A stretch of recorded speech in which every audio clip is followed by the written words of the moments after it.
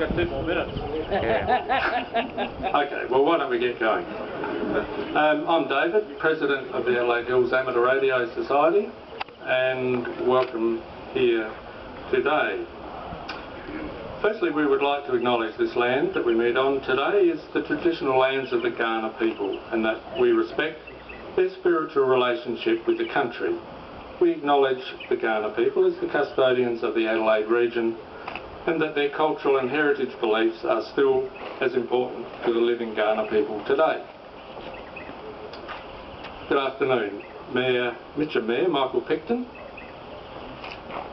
Councillor Nick Greer, perhaps Trish Pratt is the State Commissioner for Guides, Wendy Davis, SA International Advisor for the Guides, Dan Childs, Property Officer, District Leader and Belair Guide Leader, Chris Platt is the Wireless Institute of Australia Director, Wireless Institute being our federal or national body, Blackwood Guide Leaders, Guides, members of the Adelaide Hills Amateur Radio Society, ladies and gentlemen, and apologies from Ian Evans and Councillor Elaine Grimm.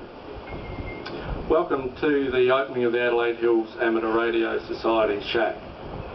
Now, the original Blackwood Amateur Radio Club operated in the 1920s and 30s, and those were the days when radio amateurs could transmit on the AM broadcast band after the commercial stations closed for the night, and they were allowed to transmit music. As far as we can tell, their club rooms were near the current Coles supermarket site in Waite Street at the home of a Mr Griffiths. Many reports of activities of the club can be found in the Adelaide Register and also on our club website, which is maintained by our club historian Lloyd Butler, assisted by Jeff Southby. And their club rooms were called the Shack, and we've kept this name today. Now, the current Adelaide Hills Amateur Radio Society was reformed in 1983 with a meeting at the Blackwood War Memorial Hall on the 10th of February. Marshall M was the first chairman and later president, followed by Rob Burton, Hans Smith, Alan Haynes, Jeff Taylor, Jim McLaughlin, with John Elliott as the immediate past president. John Elliott somewhere taking photos. However, the longest serving member of the executive was the club treasurer, Brian Trott, February 1988 to February 2005. Brian has since passed on, or in radio speak, has become a silent key. Marshall M, the first club president, sends us his best wishes for today from his home in the United States. The club became affiliated with the Wireless Institute of Australia, or the WIA, in 1983. Incidentally, the WIA celebrated its 100th anniversary last year, same as the Guides, I understand.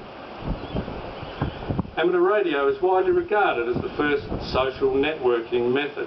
Years before the internet, Facebook and Twitter had allowed people to communicate. Now, for many years the club has been looking for a place to set up club rooms for training, projects and an amateur station. Early in 2011, under the then President John Elliott, we were alerted to this shed. It was unused by the Guides and they showed a willingness for us to lease it. In May, we signed an agreement to use the shed at specific times.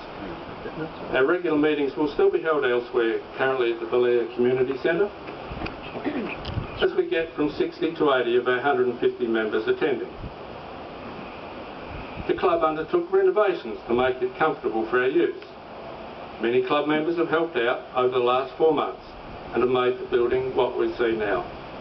We've had cash donations and donations of equipment, fridges, lights, first aid kit and radios, but most of all we've had members donate their time here. Recently, the Australian Communication and Media Authority, or ACMA, outsourced the examination process to the WIA.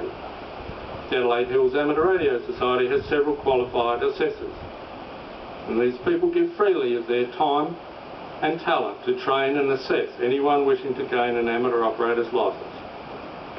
To date, our club has assessed and passed well over 100 people into amateur radio.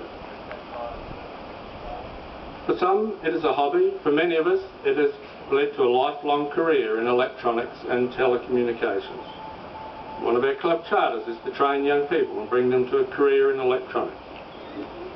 We do look forward to a long association with the Blackwood Guide Troop, and many thanks to the Mitcham Council for providing access to the community newsletter to publicise our events and activities.